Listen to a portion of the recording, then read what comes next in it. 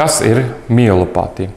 Labdien, mani sauc Jānis Šlēziņš, esmu ārsts neiroķirurgs, un šodien es gribu parunāt nedaudz par to, kas ir mielopātija. Tātad mielopātija ir termins, kuru lieto attiecībā uz muguras smadzenēm, un pēc būtības mielopātija nozīmē muguras smadzeņu saslimšana, jeb muguras smadzeņu bojājums, kas var rasties dažādu saslimšanu rezultātā.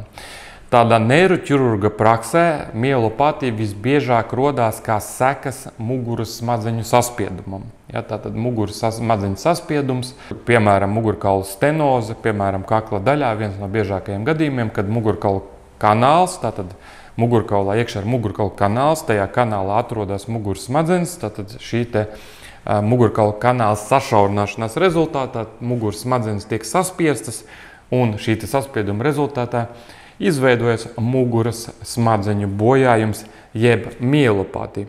Lai saprastu mielopātiju pēc būtības, mums ir jāsaprot konceptuāli. Tātad muguras smadzenes faktiski ir galvenais ķermeņa kabelis, kas savieno galvas smadzenes, kas rada mums domas par kustībām un kas regulē visas ķermeņa funkcijas.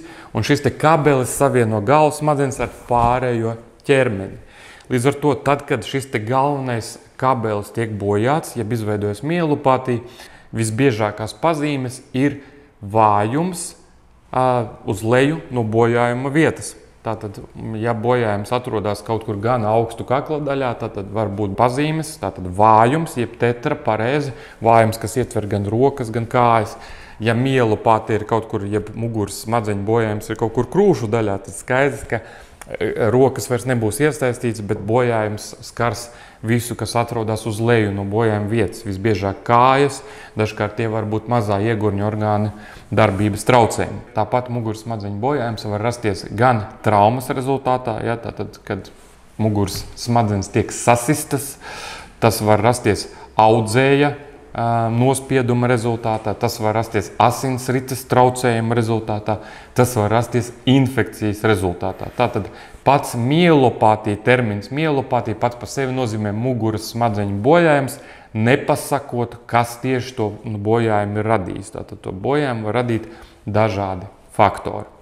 Tajā skaitā mielopātiju var radīt arī diska trūce. Tātad diska trūce, saspiežot muguras smadzenes, piemēram, kakla daļā, var radīt muguras smadzeņu bojājumu.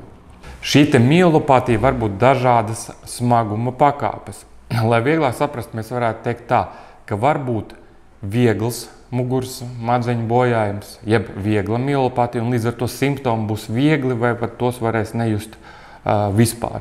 Un muguras smadzeņu bojājums var būt arī smags, jeb stiprs muguras smadzeņu bojājums, un līdz ar to simptomi var būt ļoti izteikti vai pat katastrofiski līdz pat pilnīgai paralīzei. Ja?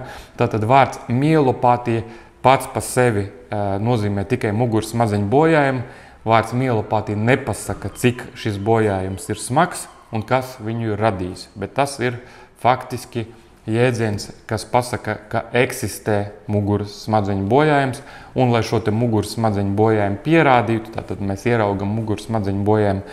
To var redzēt magnēta rezonanses izmeklējumā, tātad to aprakst kā tā saucamos mielopātijas perēkļus, tātad vieta muguras smadzenē, kur var redzēt, ka viņai ir bojājums. Tāpat vieglākos gadījumos mielopātiju var diagnosticēt arī klīniski, ja, pēc dažādām klīniskām pazīmēm. Viena no biežākajām ir paaugstināti cīpslu refleksi. Tātad paaugstināti cīpslu refleksi, lūdzu saprotiet pareizi, automātiski nenozīmē, ka jums ir mielopātija. Bet, ja cilvēkam ir mielopātija, tad viena no pazīmēm gan visbiežāk ir paaugstināta cīpslu refleksi.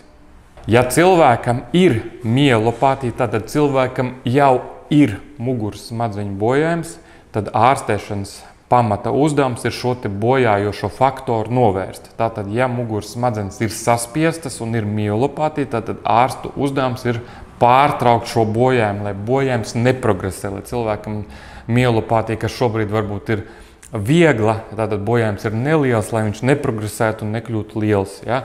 Tātad bieži vien šiem cilvēkiem, kuriem mēs operējam arī mugurkaula kakla daļu dēļ mielopātijas, Viņam uzdod jautājums, doktori, bet vai šī mielopātija pāries? Atbilde ir nē.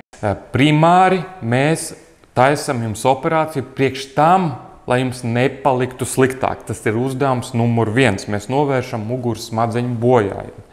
Bet, protams, ka tad, kad mēs novēršam muguras smadzeņu bojājumu, parasti paliek arī labāk. Mēs nevaram gan to cilvēkam absolūti apsolīt, bet tas ir saistīts ar to, ka tad, kad muguras smadzenes ir saspiestas, tad kaut kāda daļa muguras smadzeņu ir neatgriezeniski bojāta, tātad mēs to vairs nevaram atgriezt, šis bojājums paliks, bet kāda no muguras smadzeņu daļām ir tādā ciešanu stāvoklī, viņa nefunkcionē pilnvērtīgi, bet ja mēs novēršam šo saspiedumu faktoru, tad šī smadzeņu daļa var atjaunoties. Tātad es atkārtošos, muguras smadzenēm pie saspieduma praktiski vienmēr ir atgriezeniski bojātā daļa, tātad tas atjaunosies, tā daļa atjaunosies noņemot saspiedumu un ir neatgriezeniski bojāta daļa, kura saspiedumu noņemot neatjaunosies, bet vismaz mēs paglābsim šīs muguras smadzenes no turpmāka bojājuma.